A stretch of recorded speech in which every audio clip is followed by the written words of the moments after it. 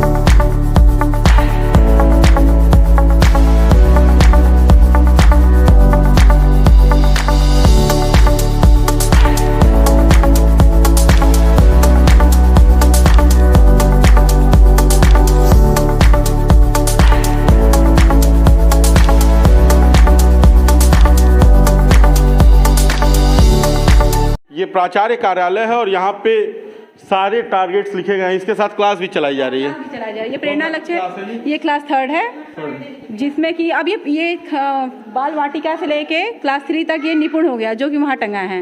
वो निपुण है जो कि अब बाल वाटिका 3 से 4, 4 से 5 इस तरह से करके हम लोग इसमें बाल वाटिका का कर रहे हैं। और 1, 2, 3 भी ये अब निपुण में आ गया है। इसके लक्ष्य भी बहुत अलग अलग हैं, इससे काफ़ी टफ इसके लक्ष्य हैं। इसमें जो लक्ष्य दिए गए हैं ये बहुत सिंपल लेवल में था, लेकिन अब इसमें जो लक्ष्य है उसमें काफ़ी टफ कर दिया गया है। उसका लक्ष्य इसके लक्ष्य में काफ़ी अंतर आ गया है। ये निपुण लक्ष्य सरकार इस साल इसको हाँ ये दे रही है, हाँ कि हमारा ये टारगेट है और इसको हमें साबित पढ़ाना है। ये क्या है? अच्छा वो नहीं ये बॉक्स, अच्छा ये बिजली के लिए है। ये आरओ है जो कि खराब हो चुका है। अच्छा खराब हो चुका है। और ये वो प्रेरणा लक्ष्य है जो बच्चों की दक्षताओं को हमको हासिल कर लेगा जो बच्चा, उसका नाम यहाँ पे हम फिल कर देंगे कि इस बच्चे ने इस डेट में ये जो लक्ष्य है उसको दक्षता जो है उसको हासिल कर लिया है। हाँ, तो अब तो काफ़ी ये टारगेट हमारा टफ बना दिया गया है, क्योंकि इसमें जैसा कि आप देख सकते हैं उसमें नहीं भाषा गणित बेटा थोड़ा जगह दो। अच्छा ये हाँ, इसमें देखिए हाँ ये कक्षा 1। अब इसमें बच्चे को अर्थ के साथ पढ़ लेते हैं, ऐसे छोटे वाक्य जो आयु अनुसार अज्ञात पाठ को भाग हो जिसमें 4-5 सरल शब्द हों उसको पढ़ लेता है। जैसा कि आपने देखा हम ये फ्लैश कार्ड के थ्रू बच्चे को बिना मात्रा के पढ़ा रहे थे, तो वो हमें क्लास फर्स्ट में करना है जो कि मैं वही कर रही थी। अब उसी में अब आप देखेंगे तो ये कक्षा 1 में 99 तक की संख्या ये बच्चे को पढ़ लेना है। पहले ऐसा नहीं था, पहले वो लेवल बहुत कम था, लेकिन अब 99। पहले वो आप 1 से 20 तक बच्चा वो अंक वो लिख ले, इनवर्ड वगैरह में लिख ले, और वैसे तो हम लोग रहता है कक्षा 1 में हम लोग सब अब और टफ कर दिया गया। ये निपुण भारत जो है ये 1 से 3 के लिए, और हमारा प्रेरणा लक्ष्य जो है वो 4-5 के लिए। और जब शुरू में स्टार्ट हुआ था तो 1 से 5 तक प्रेरणा लक्ष्य था। हाँ, अब इधर निपुण भारत अलग बना दिया गया, प्रेरणा लक्ष्य को अलग कर दिया गया है। ये हर विद्यालय के लिए है कि इंग्लिश? ये नहीं हर विद्यालय के लिए, आप हर विद्यालय में ये पाएंगे। हाँ, तो इससे कितना चेंजेस आया बच्चों को समझाने में और सारी चीजों के लिए? अरे अभी तो ये मुझे लग रहा है 6 महीने हुए निपुण भारत को। अब हम लोग कोशिश कर रहे हैं सर, हम लोग अभी तो बोर्ड एग्जाम में ड्यूटी हम लोग की लगी थी 1 महीने। अच्छा, मतलब आपको प्राइमरी में पढ़ाने के अलावा जनगणना करवाना, मतगणना करवाना, बच्चों का वेरिफिकेशन किए, उसके बाद से रजिस्ट्रेशन किए, फिर अभी ऑनलाइन एग्जाम 25 को था, फिर उसकी स्कैनिंग करके भेजे। अभी सर मतलब अब कितने काम है। अब रिजल्ट हम लोग का अभी पेंडिंग में है, बहुत सारे बच्चों को रिजल्ट हम लोग नहीं दे पाए क्योंकि हम लोग की ड्यूटी लगी थी।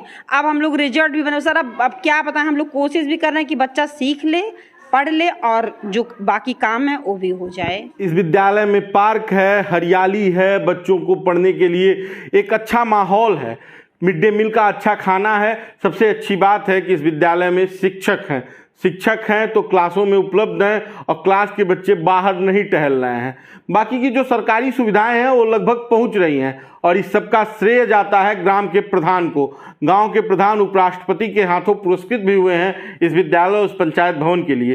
पहली बार हमने एक ऐसा पंचायत भवन देखा जहां पर सदस्यों के बैठने की सुविधाएं हो, गांव वालों को अतिथि की तरह स्वीकारा जाता हो, लोगों की समस्या सुनी जाती हो, प्रधान समय देते हो। लेकिन जब हम गए तो प्रधान जी गांव के ही काम से गांव के किसी दूसरे स्थान पर व्यस्त थे। हमारे पास भी समय का अभाव था, इसलिए हमारी बात प्रधान से नहीं हो पाई। लेकिन हाँ, बात नहीं हो पाई तो अच्छी बात यह रही कि प्रधान कहीं गायब नहीं थे, रिश्तेदारी या कहीं और नहीं गए थे। गांव के ही किसी मामले को लेकर अधिकारियों के साथ गांव के ही किसी हिस्से में काम पर लगे हुए थे, यानी उनका पूरा ध्यान गांव पर है। पढ़े लिखे आदमी होने का भी एक फायदा है। खैर, प्रधान जी के बारे में जब पता किया तो ये पता चला कि प्रधान जी ने बड़ी पढ़ाई तो नहीं की है, लेकिन जो पढ़ाई की है उसका पूरा इस्तेमाल किया है। उन्होंने विद्यालय को बढ़ाने के लिए और गांव के बच्चों को पढ़ाने के लिए एक ऐसा विद्यालय बनाया जहां शिक्षा का माहौल है। बच्चे जाएंगे तो शायद वापस घर जाने का नाम ना लें, क्योंकि इतना अच्छा पार्क है, हरियाली है, विद्यालय डिजाइन किया गया है, दीवारों पर चीजें लिखी गई हैं जिन्हें बच्चे पढ़ें। विद्यालय में शिक्षकों के भी पढ़ाने का अनोखा तरीका है। बच्चे पढ़ा रहे हैं, जो सरकार की नियमावली है उसके अनुसार पढ़ा रहे हैं। तमाम समस्याएं प्राथमिक विद्यालय के शिक्षकों के साथ भी है। विद्यालय में पढ़ाने वाले शिक्षकों को पढ़ाने के अलावा ही सारे काम करने हैं, जैसे मतगणना कर लीजिए, जनगणना कर लीजिए, बच्चों की गणना कर लीजिए, मतदान करवा लीजिए, पोलियो पिलवा लीजिए। ऐसे तमाम काम जो सरकार की जिम्मेदारी दूसरों को देने की है, उन्होंने प्राथमिक विद्यालय के शिक्षकों को दे रखी है। अब ऐसी स्थिति में इन विद्यालयों में जो छात्र पढ़ रहे हैं उन्हें कैसे शिक्षक पढ़ाएं, ये भी एक बड़ी समस्या है। लेकिन इन सब में सबसे बड़ी बात यह है कि इस गांव के प्रधान इन सब में अच्छी बात यह है कि गांव के प्रधान कैलाश निषाद ने विद्यालय के बारे में सोचा है, गांव के बारे में सोचा है और पंचायत भवन के बारे में सोचा है, जहां गांव के लोग अपनी समस्या को बता सकें, आके बैठ सके, प्रधान से मिल सके, जिम्मेदार अधिकारियों से मिल सके, गांव के सचिव से मिल सके और तमाम सदस्यों से मिल सके, सदस्यों के साथ प्रधान बैठक कर सके और गांव के विकास की योजना बना सके। ऐसा भी एक प्लेटफॉर्म इन्होंने तैयार किया है। आपने पंचायत भवन भी देखा होगा और प्राथमिक विद्यालय भी।